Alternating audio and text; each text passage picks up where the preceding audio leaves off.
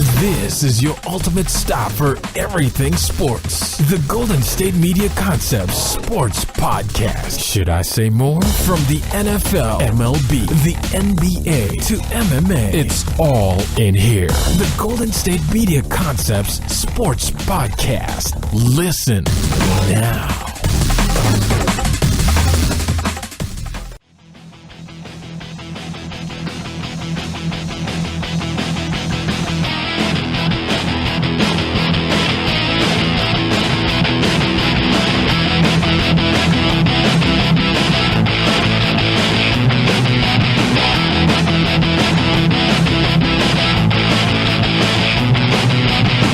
All right, and welcome to the GSMC Sports Podcast. This episode is brought to you by the GSMC Podcast Network, and as always, I am your host, Jesse Tapia. All right, so it's Tuesday, another day in the week. Hard Knocks coming on tonight, so I'm looking forward to that. But we're not talking about Hard Knocks today. Let me tell you what we are talking about. First segment, we're going to be talking about the MLB, but also a lot about the Oakland A's and their fans. Had some players after their game yesterday basically not begging, but pleading with the fans to start showing up. I mean, not necessarily a good look, but like I said, I'll give my thoughts on it, and we'll talk about it, along with all the other scores and anything else going on in the MLB for the first segment. Second segment, I want to get into some NFL topics. There's a couple of them I'm going to touch on, so we'll be doing that for that segment. Third segment, we'll be talking NBA. I think it was Dwight Howard's trainer or agent. Can't remember exactly which one it was, but either way, that's not the point. The point is that one of them said that Dwight Howard is basically trying to turn himself into like a mix of Anthony Davis and Kevin Durant. Yeah, like that's a true statement. So I have thoughts for that, and I have thoughts about Dwight Howard for the most part. And we'll talk about anything else that's notable going on in the NBA. And then for the fourth segment, as you know we always do, we will be talking about anything else going on in the world of sports. So let's talk about the A's. I mean, I'd say they're having a pretty decent season for themselves, wouldn't you? I mean, I don't think anyone expected them to be as good as they are currently right now. And maybe they're a contender. Well, right now, only 2 games back of the Astros for the AL West lead. I mean, about a month ago, I figured that there was no way anyone in that division was catching the Astros. I just figured the Astros were too good. But the A's have seemed to play well as of late and are right there. Yesterday, they played the Seattle Mariners. And there weren't too many people there. This was a pretty big game, considering that the Mariners, I believe, are only about 2.5 games back of the A's in the wild card spot. And plus, the A's are the team who are trying to make the playoffs for the first time in a few years. So obviously, you figured that fans would be there, rooting the team on, basically getting that playoff atmosphere going. I mean, we see Fenway is always sold out year after year. This time around, I mean, usually pretty much all year long. Same with the Yankees. Astros do pretty well in attendance. And the A's, I mean, I've been there a bunch of times. I've been to the Coliseum at least more than 10 times. And it is a dump. I will say that. O.Co Coliseum, the worst stadium I've been to. Meaning football stadiums, soccer stadiums, all that. O.Co is the worst. O.Co, though, I will say, has like a family, like, I don't know, it's like a, it's maybe because, I don't know, it's weird, it's got like a good little vibe around it, but for the most part, it is a dump. I mean, you're probably better inclined to go drive about 15, 20 minutes down the way and go over to AT&T Park. That's a real nice MLB stadium. Probably the nicest that I've been to. But either way, I don't think that the A's fans not showing up is because they're bad fans or because of the fact that the stadium's a dump, but it's more so the fact that why come and support this team when ownership is basically taking away every great team the A's have put out, meaning trading guys like Josh Donaldson? I mean, you can't really blame them. And A's fans not showing up to the games hasn't necessarily been like a national type of story. At least not yet. Not sure if it will be. It's been more of like a California type of thing. But either way, I do think it is a pretty big deal that the A's are in the middle of a divisional race where they're right there and no one's showing up. Plus, like I said, when you got the players pleading after the game for the fans to start showing up, obviously that's not necessarily a good look there. And there's many ways that this story could get painted as far as A's fans. People could talk about them and say that they're not great fans or anything like that. They're fair weather because they don't show up. But like I said, I mean, how do we know that ownership isn't going to get rid of all these guys? I mean, you got Chris Davis on that team. Dude's hitting home runs left and right. Eventually, he's going to be in a contract year. You think the A's are going to be willing to pay Chris Davis? Because some other team will. And they're going to pay him a decent amount. I'm just saying. And speaking of players, I mean, Sean Manaea, one of their best pitchers, went on Twitter yesterday after their game. Crazy game tonight, but got the W. Oakland, we can't do this without you. Come and watch the kids play. You won't regret it. So, I mean, literally, they're pleading for fans to come and watch. And looking at Oakland's attendance numbers for this season, they are in the bottom 3 for attendance, right above Tampa Bay and Miami. Tampa Bay and Miami have literally no reason to go to the games. Derek Jeter pretty much traded away any player with talent in that organization. And Tampa Bay it's not a good baseball city. There should not be a baseball team in Tampa Bay. Move the Tampa Bay Devil Rays over to Montreal, call them the Expos, we're done. Easy plan. I'm sure you'll have some Tampa Bay fans yelling about how the MLB took their team away, but you guys should have showed up when they were there. So, Tampa Bay, Miami, no reason to go to those games. Oakland, there's a reason to go to these games, no doubt. And fans aren't doing it. Oakland right now, bringing in 24,000 total on average. And actually at home, they're only bringing in about 18,500. 18,500 people coming in, buying their tickets. And I'm not sure how much I believe that. I think it's a little bit less. Just given the fact that, I mean, if you watch those games or you go to the stadium, there's no one there. There's no way that 18,000 people are coming to watch an A's game. There's no way. I think it's more so maybe owners buying up the tickets. I'd say, because with Miami right now, according to ESPN, their attendance numbers, they're at a little over 9,500 people coming in. I'd say that it's probably less than that. And like I said, it's owners buying tickets. With the A's, I'd say that they're probably bringing in about 10,000 people. Unless somehow all those fans at the game are just so spread out to the point where, yes, there's a lot there, but it doesn't really look like it. And like I said, I've been to Odaco Coliseum. You buy a $5 ticket for the bleachers. You'll be behind the dugout by the end of the game. Why? Because no one goes. So I'd say even though fans are pretty fed up with ownership, and I do understand that, and I don't necessarily hate the fact that they're not at the games because of that. I mean, it's perfectly reasonable. I think fans probably still need to start showing up. I mean, like I said, the A's, they don't do this often, meaning be good.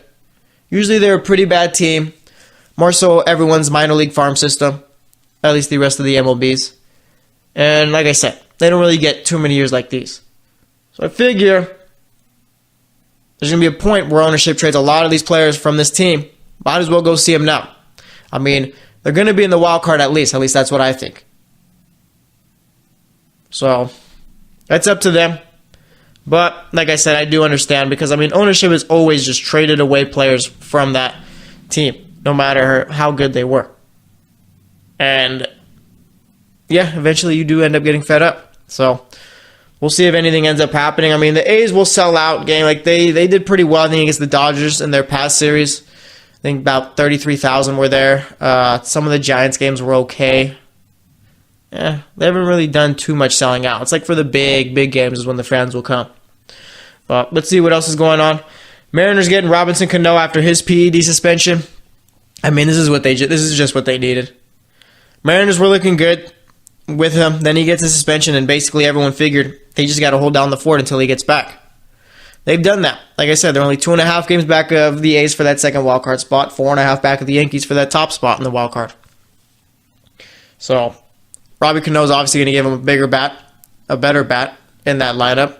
And I'm sure we're going to see the Mariners do a whole lot better. Because, I mean, since he's gone down, they haven't necessarily been that great of a team if you look deeper into it. So, we'll see what ends up happening there. Let's see, what else do we got going on? Yu Darvish, the Chicago Cubs, near a rehab start. Getting pretty close to that. I mean, right now, John Lester isn't really pitching well for that team. Cole Hamels has actually pitched extremely well. I didn't think he'd be as good as he is right here with Chicago, but I guess it's just when you go from one bad team to a good team, you're going to elevate your play a little bit, huh? But, I mean, I'm assuming the Cubs are going to need Darvish. Like I said, Lester hasn't necessarily pitched well out the since the All-Star break. Hamels has been good, but Hamels isn't going to be your ace. Yu Darvish, if Lester isn't good enough, can be your ace. So we'll see what ends up happening there. But now we're going to check yesterday's scores and see what was going on around the league. So we had the Braves beating up on the Marlins 9-1. Mets beat the Yankees 8-5. Jacob deGrom got the win there. Luis Severino still struggling. Yankees got to figure out who their ace is, because, I mean, chances are they're going to be playing in that wild card game. You're going to be throwing out Severino when he's looked shaky pretty much the entire second part of the season. Maybe Tanaka. Or you're going to go with old reliable CC. Who knows? But they got to get that figured out. Like I said, Mets won that one 8-5. Tigers beat the White Sox 9-5. Indians beat the Reds 10-3. Braves and Marlins ended up playing a doubleheader yesterday. So game 2, the Braves ended up winning that one 6-1. Cardinals beat the Nationals 7-6. Rangers beat the Diamondbacks 5-3. Royals beat the Blue Jays 3-1. A's beat the Mariners 7-6. Giants beat the Dodgers 5-2. Angels beat the Padres in 10 innings 6-3. So that's how yesterday's games went down. And we're going to go ahead and wrap it up here. Like I said, I get why A's fans aren't showing up, but it'd probably be a good idea to start showing up given that they're in the middle of a playoff race here. So we'll see what ends up happening there. Either way, we're going to move on and talk about some NFL topics next, so stay tuned, and I will be right back. Are you looking for the very best NFL and college football podcast? Then check out the GSMC Football Podcast. Get the latest football news both on and off the field. From the NFL Draft to trades to the rumor mill to the NFL Combines, they got you covered. That's GSMCpodcast.com/football-podcast. Get updates on college rivalries, game day insights, and much, much more. It's football talk the way you want it. This show eats, sleeps, and breathes football. Don't forget to like them on Facebook and follow them on Twitter. Visit GSMCpodcast.com for more info.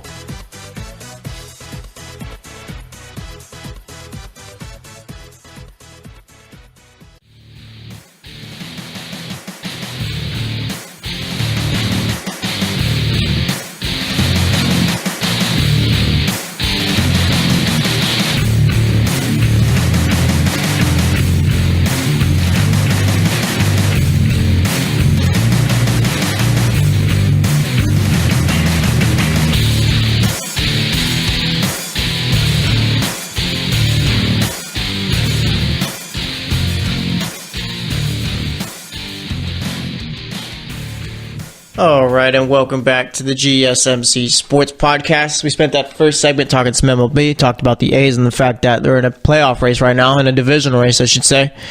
And their fans aren't coming to the games. I mean, that place is literally empty every single game they play, except for the ones, I guess, where it's the top teams coming in. They only sell out maybe for one game of that series. I get why they're not showing up. I've been seeing because, I mean, there's been a couple of stories about it and all that, and A's fans have basically been saying, why show up when ownership's going to trade everyone? I mean, that's basically it. It's a cycle. A's are bad for a few years. Then the guys that they usually, when they trade away their good players for those prospects, once those prospects are ready to start playing, the A's will play well. And once those prospects who are playing well, they eventually come into contract years, the A's will trade them because they don't pay them. Rinse and repeat. So, I get it, but probably best that they start showing up now. So we move on to the NFL. And let's talk Jets. So, it seems that coaches necessarily don't like when players talk about their injuries to the media. I don't have a problem with it. I'm assuming maybe it's because coaches don't want media speculating and all that. But, I mean, I think it's something that Todd Bowles doesn't need to get mad at Terrell Pryor. What I'm talking about here is Terrell Pryor told the media that, well, it was actually on Monday, he told them that he fractured his ankle and that's why he needed surgery in May. They didn't ask him questions about it. He basically just told them. I mean, I don't understand the problem with that, and maybe I'm not a head coach, so I never will. But on the surface, it just seems that he has told the media, yeah, I got surgery in May because of my broken ankle. I mean, where's the crime there? There isn't one. But I'm assuming the problem here is that now that Terrell Pryor has told him this, Todd Bowles is going to get questions about it when Todd Bowles doesn't want questions about it. And maybe that's where the problem comes in. Todd Bowles says he already talked to him. And he told media when he was asked about it that Terrell doesn't need to be descriptive. I feel that he should keep his mouth shut and leave the injuries to me. Obviously, Todd Bowles wasn't happy about it at all. I don't... maybe... How about this? Let's say that maybe it was Julio Jones. Julio Jones was hurt and told the media, oh yeah, I broke my ankle at this time and I had to get surgery at this date because of my broken ankle. Maybe you don't tell the media that if you're Julio Jones. Why? Because you're one of the best receivers in the league, and that's going to create a story just because of the fact that the problem's going to be, oh, are the Falcons going to be good even with Julio coming off of ankle surgery and all that? That's going to be a distraction. I don't think Terrell Pryor has elevated himself or produced to get that status. I don't think that the media is clamoring to create a story about Terrell Pryor's former injury. And I could be wrong because, it is the New York media and they will be all over the Jets. But I'm just saying, I don't think Terrell Pryor is good enough to warrant that kind of attention or distraction. Meaning him getting hurt, revealing the details and all that. But, like I said, I guess I do understand just because maybe Todd Bowles doesn't want to talk about it. Plus, you rarely see teams, I'd say, talking about injuries. It's more of an in-house type of thing. With coaches, they tend to not talk about injuries just because you can't coach a guy that's injured. Players don't talk about injuries for the most part. Why? I'm not sure I have the exact answer for that. I'm assuming maybe it's because they got to rehab. And plus, you don't want to give the media a timeable too. Let's say some media guy asks Terrell Pryor, oh, when should you be ready to go? Terrell Pryor tells him 2 weeks. Terrell Pryor's not ready in 2 weeks. There's going to be some questions. When in reality, it was probably just Terrell Pryor giving him some random number. So, I just wanted to touch on that.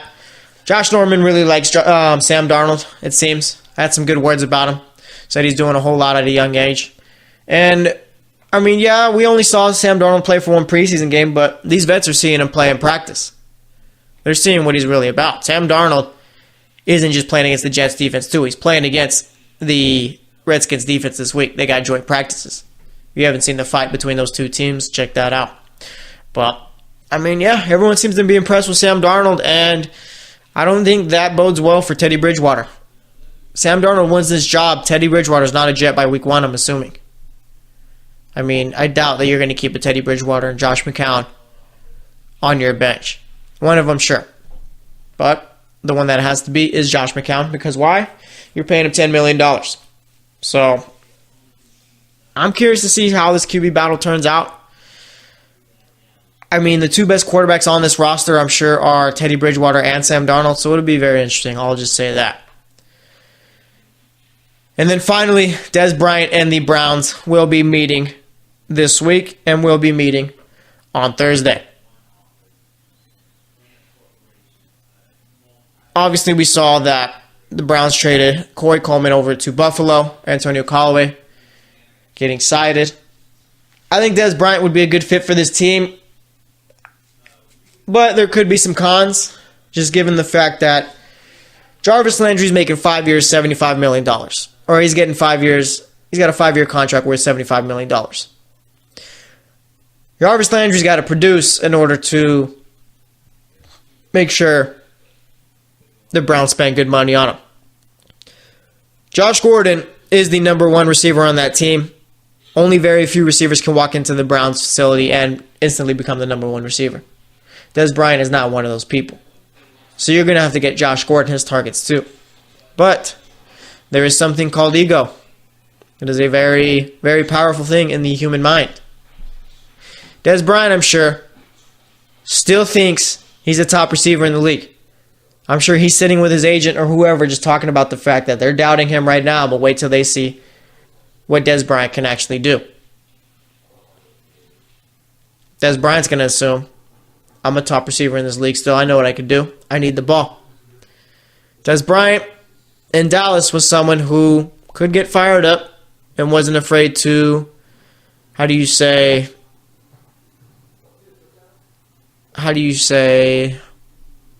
let it be known what he was feeling, I'd say, is the right terms. I mean, we've seen him in Dak Prescott's here. We've seen him yelling at Tony Romo before. Dez Bryant needs his targets. Maybe that causes a problem. It's possible. I mean, Jarvis Landry, though, has given his endorsement for Dez Bryant coming onto the team. Last week, we saw John Dorsey say that, yeah, they're interested in Dez Bryant, but he's not returning their calls. That was a bit of a weird comment to make. I don't understand it. But either way, now I guess he picked up the phone because they're meeting on Thursday. And when are we going to seriously think about this Cleveland team? Meaning that if they add Dez Bryant, that is a pretty decent receiving corps. The running backs are good. Offensive line could be better, but I think is decent. Quarterback, I think they're set at. And defense, I think, could take some steps this season. I mean, on paper, if you give this team a different logo, a different team name and all that, this is about an 8-10 win team. But since it's the Browns, everyone is pretty much just pushing them over to the side, not thinking they're going to do anything. And I don't understand that. Like, they have a decent quarterback in Tyrod Taylor. Like, they have a good starting quarterback. Something they haven't ever had in years. Like, forget Baker Mayfield. They have a really good quarterback in Tyrod Taylor. Like, why? Tyrod Taylor won 10 games with the Bills last season. This team right here is miles better than what the Bills put out last season. Yet, we only see this Browns team only getting about 4 or 5 wins, 6 wins is what I've been seeing. I mean, how does that work?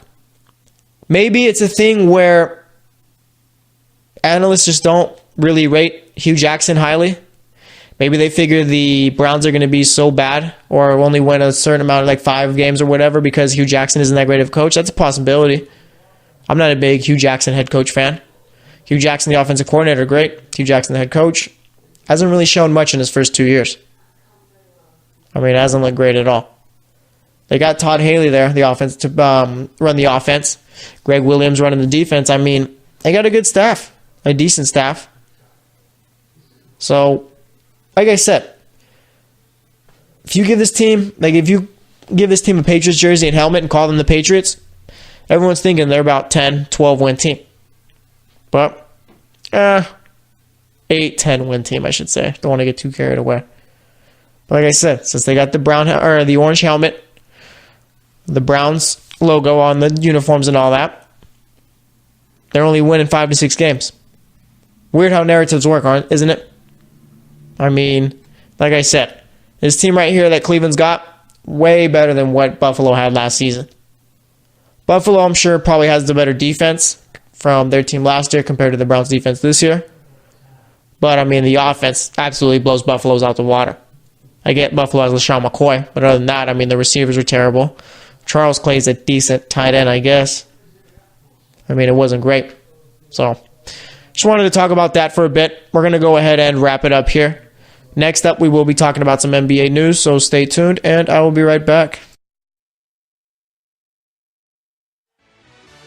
Check out the show that's built on the MMA. From the UFC to extreme cage fighting, they got the fights covered. Check out the GSMC MMA podcast. Get the latest news on past or upcoming fights. Join us as we talk to and about some of the biggest names in the MMA, past, present, and future. When it's the fight game, there's just one show to check out. GSMCpodcast.com/MMA-podcast. Don't forget to like them on Facebook and follow them on Twitter. Visit GSMCpodcast.com for more info.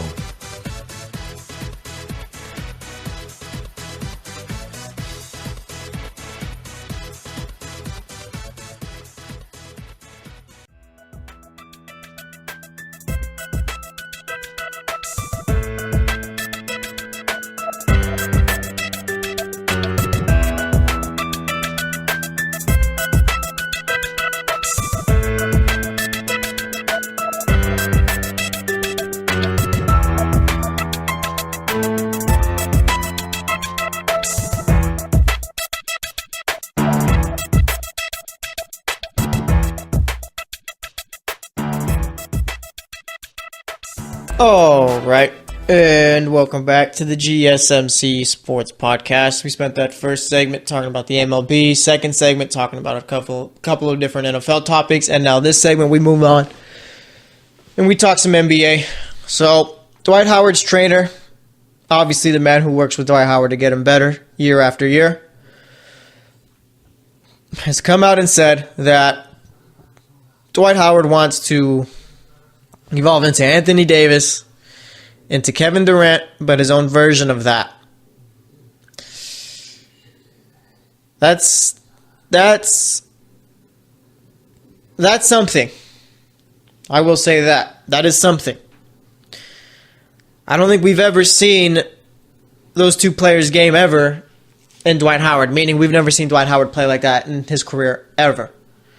The guy came into the league in 2004. He's 32 right now. I've never seen him once shoot the ball like KD or dominate the paint and be as versatile as a guy like Anthony Davis.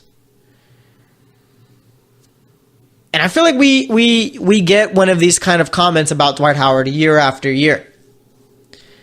Not like the KD and Anthony Davis, but one where Dwight Howard's trying to change up something different about his game. Whether it be free throws, a three-point shot, a mid-range type game. Like there's something year after year, Dwight Howard's doing this, Dwight Howard's doing that, when in reality, it hasn't been the case. Dwight Howard has always been a guy who's going to get you double-digit points, double-digit rebounds. He's a 15 and 10 type of guy. I think let's see his career numbers. He's 17 points, nearly 13 rebounds. So he's about a 17 and 13 type player. That's fine. But I guess this is the plan because Dwight Howard wants to play till he's 40. And honestly, Dwight Howard won't last till 40. Not because his body won't allow him to, but he'll be out the league because no one's going to want to sign him. It almost feels like he's kind of on his last team here. The last 3 years, he's played on 3 different teams. Houston, Atlanta, Charlotte. Now he's with the Wizards, his 4th different team in 4 years. How do you manage to stay around long if you're just on a different team year after year? I mean, we all know his Orlando years were the best from 2004 to 2011. Took him to the finals once. Got beat by the Lakers and Kobe. Then he ends up going to play with the Lakers and Kobe. They make the playoffs. That was a terrible experiment that did not work. He only plays there for a season. Then he goes to Houston. Plays there for 3 years. I mean, his first year he averaged 18 points, 12 rebounds. Second year, 16 points, 10 rebounds. And then his last year with Houston, he averaged about nearly 14 points, 12 rebounds there. We're never, I don't think, going to see the old Dwight Howard. And maybe we have been, but it's just people hate Dwight Howard so much that they just refuse to look. You know what? I'll say that we haven't, just given the fact that Dwight Howard isn't as dominant as he once was. Like, Dwight Howard at one point was easily the best center in the league, and it wasn't really up for debate. So, I mean, now he's heading into a season with Washington, like I said. I guess he's got some pretty high goals here. I mean, pretty much becoming your own version of KD and Anthony Davis mixed. How does that really work out? And Dwight Howard, I mean, I've never had a problem with Dwight Howard. I've always thought he was a very good player. I've never really understood why he was so unlikable. I mean, it's not always easy to play with Kobe. Houston. I just think people were expecting Dwight to become this type of 25 and 10 type player when in reality he's never been that before. He's always been about 20 and 13 type of guy. Dwight Howard, I think, maybe just given how dominant he was with the Magic, watching him play, people thought that he was doing a whole lot more than what he was actually doing. And I think Dwight Howard's a Hall of Famer and all that, but like I said, maybe just the expectations got way too high once he left Orlando. Because with Orlando, I mean, they weren't always a great team. Of course, they had a nice little few years where they went to the playoffs year after year, like I said, went to the finals and all that. But they weren't the best of the best. So he ends up going to LA, teaming up with Kobe and Steve Nash. Steve Nash was like, what, 40 at the time? He was old. He's like 30. Actually, he might have been like 37, 36, something like that. Might have been over-exaggerating. But either way, I mean, no one should have thought that Lakers team was going to work. Then he goes to Houston. They made the playoffs a couple times. Atlanta, that's when it starts where basically Dwight Howard's on the end of the year or the end of the career tour. I mean, he's playing for a whole bunch of different teams, going to whoever wants to sign him. And I'm not sure how it's going to work out between him and the Wizards this season. I mean, that team tends to have trouble within every single year. It's ridiculous. None of those players, it seems, like each other. There's always some problem within the Wizards organization amongst the players. Whether it's the team not liking John Wall not liking the team. I mean, there's always something going on. Now you add in Dwight Howard. Maybe we'll be able to stir some things up here. I'm just saying. I mean, I still like Dwight, like I said.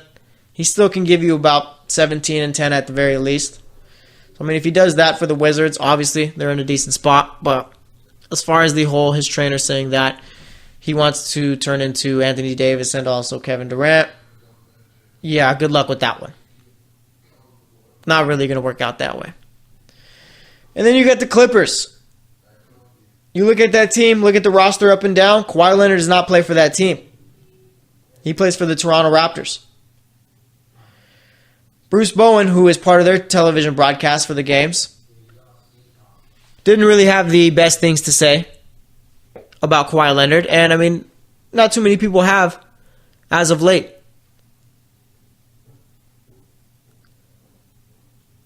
And the Clippers, well, let me get into Bruce Bowen's comments. Says that it was a bunch of excuses, and I'm paraphrasing. All right, then he talks about how he was misdiagnosed, how he still got paid.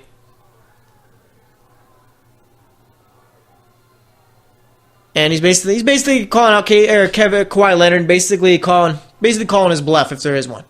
That's what Bruce Bowen was doing. The Clippers obviously were in Kawhi rumors and all that, looked as if a team that could possibly get him. And I'm assuming that's why they fired Bruce Bowen, because they still think they got a chance at Kawhi.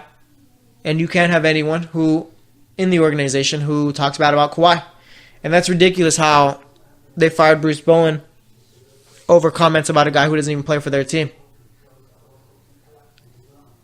I mean, I guess this is just what the Clippers do here. I'm assuming. I mean, I don't understand it. Of course, I'm sure Bruce Bowen will be fine. Was with ESPN before that. I'm sure he'll find his way back there. But, I mean, it's kind of ridiculous to fire an employee because of remarks he made about a player that doesn't even play for you. Chances are won't ever play for you. I'm not so sure that Kawhi Leonard ends up going to the Clippers. I don't see that happening. Maybe if they would have traded for him, but either way, I mean, Bruce Bowen was pretty right about Kawhi Leonard, I'd say. I mean, it seems like it was been a bunch of excuses. And I think it was all just a point where Kawhi Leonard just wanted to play in a big media market. Toronto, for the time being, will do, but I think he's going to be leaving there and eventually going to end up somewhere else. Maybe like a New York, possibly, in LA. Who knows? So,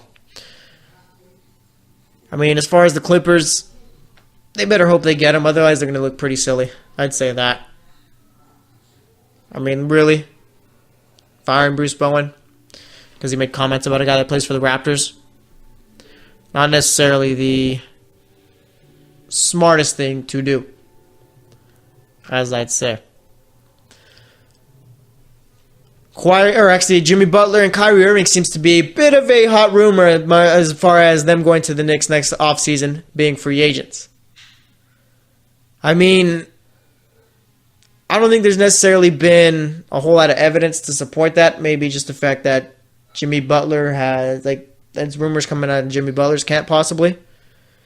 But either way, I mean, say that was to happen, Knicks would be pretty set up nicely as a team. Knicks would actually have a decent team. Be running with Kyrie, Jimmy Butler, Kevin Knox, Porzingis, and then whoever you want at center. That doesn't sound too bad on the surface. And I could see both going to New York.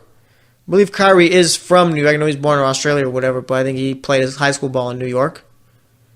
And then you got Jimmy Butler, who basically I'm assuming just wants to play with Kyrie Irving.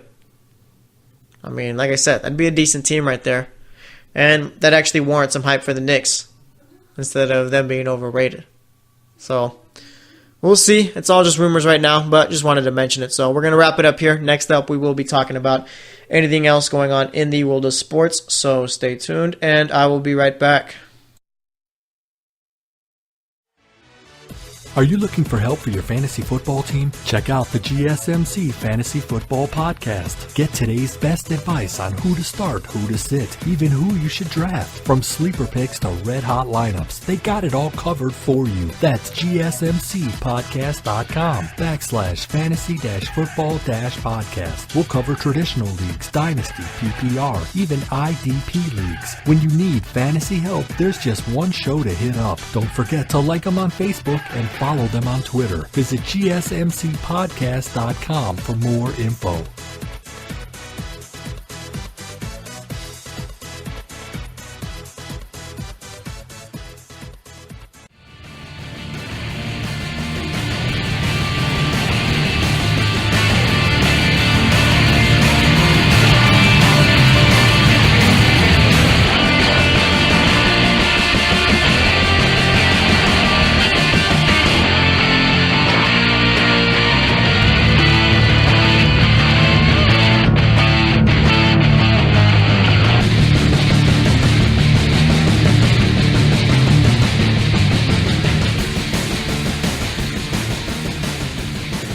All right, and welcome back to the GSMC Sports Podcast. So far today, we've talked MLB, we've talked about a few NFL topics, and we've also talked NBA. Now we're going to get back into some NFL stuff, but, I mean, mainly because Andy Benoit, I believe he's a Sports Illustrated writer, kind of hinted in a tweet that maybe Aaron Rodgers is overrated, but isn't really considered overrated because of the fact that he won a Super Bowl early on in his career. Let me see if I can find the word-for-word tweet just to make it a bit better. And I mean, that is... We'll get into it real quick, I'll say. So, if you think about it, Aaron Rodgers, I'd say is one of the most talented quarterbacks of all time. I think a lot of us could agree. Or at least most of us, I'd say. And I'd say that he's the main reason why the Packers have made the playoffs year after year, except for the two where he was hurt. I mean, he's only really started for about 10 seasons. His first 3 years was stuck on the bench. And I got the tweet right here, actually. Let me read it off quick. So Andy Benoit tweeted, Aaron Rodgers' reputation is a reminder how winning a Super Bowl early in his career sets a positive narrative for life. I mean, you can interpret that any way you want, but according to me, it seems like he's trying to question Aaron Rodgers as far as how good he is. And I don't necessarily think that's fair. But he does kind of have a point, but more so not about Rodgers. So Rodgers won his Super Bowl back in 2010. And I mean, he's been a guy who's been above 4,000 yards for the most part of his career, kind of fluctuated around there. And we've seen what Aaron Rodgers can do.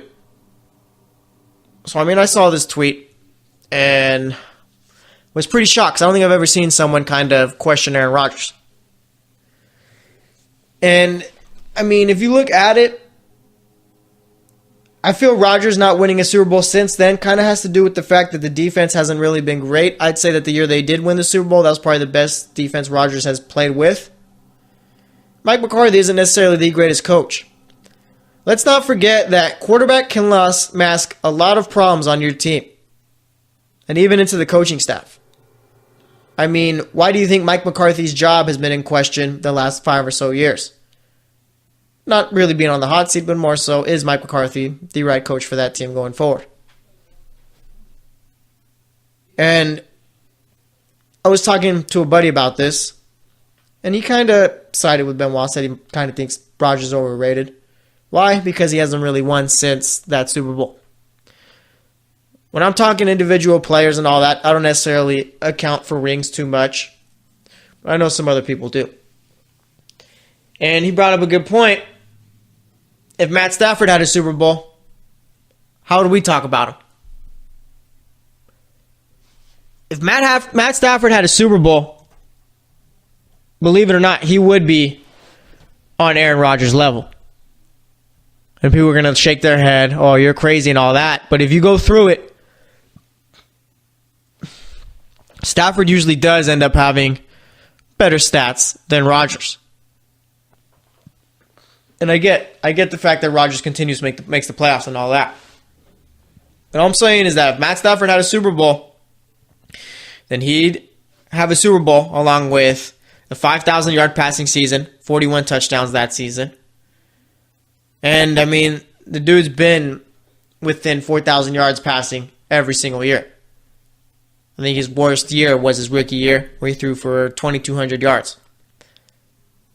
He got hurt 2010, so we don't really look too much at that year. But since 2011, the lowest amount of passing yards he's had is 4,257. I mean, the guy's throwing for a lot of touchdowns usually. Doesn't really throw too many interceptions. I feel like that's something that kind of sticks with Stafford. Maybe, yeah, early on in his career, Stafford did throw a lot of interceptions, but since then, I mean, last 2 seasons, he's kept it at 10. I think that's pretty decent. Last year, he threw for 4,400 yards, 29 touchdowns, 10 interceptions, went 9-7. I think he had a pretty decent year this past season. But like I said, Stafford gets a Super Bowl, the narrative about him completely changes. So I'd say that the point that Benoit made, I'm not sure. Actually, yeah, the point that Benoit made actually is kind of true. If Rodgers didn't have a Super Bowl at this point, would we talk him up like we do now? I'm not so sure. And it's kind of crazy how a Super Bowl will do that. I think Dan Marino is the only guy who's really regarded amongst being a top player at his position without a Super Bowl. And I mean, actually, I'd say amongst the quarterback position, I'd say. Because obviously, wide receiver, running back, you're not really the main reason why a team goes out and wins. Wide receiver, yes. Running back, not so much, I'd say. For some, yeah. But yeah, like I said, Dan Marino never won a Super Bowl. I mean, the only quarterback I think you can really say has maintained his name up in the top 5 without winning the big one. Are we sure that Aaron Rodgers would be that type of guy if he didn't win one? I'm not so sure. And like I said, Stafford's been lining up the league since he's been in. I mean, I think for the most part, he's actually had more winning seasons than... Actually, no, I think it might be about even. See, 2009 was a losing season. 2012, 13. 2009, 12, 13, and 15. 2011 was a winning season. 14 was, and then 16 and 17. So he's had 5 losing seasons, 4 winning seasons, not counting that 2010 year because, I mean, he got hurt 3 games in. Or 4 games in, I should say. Well, like I said, it is interesting how Super Bowls tend to elevate your status.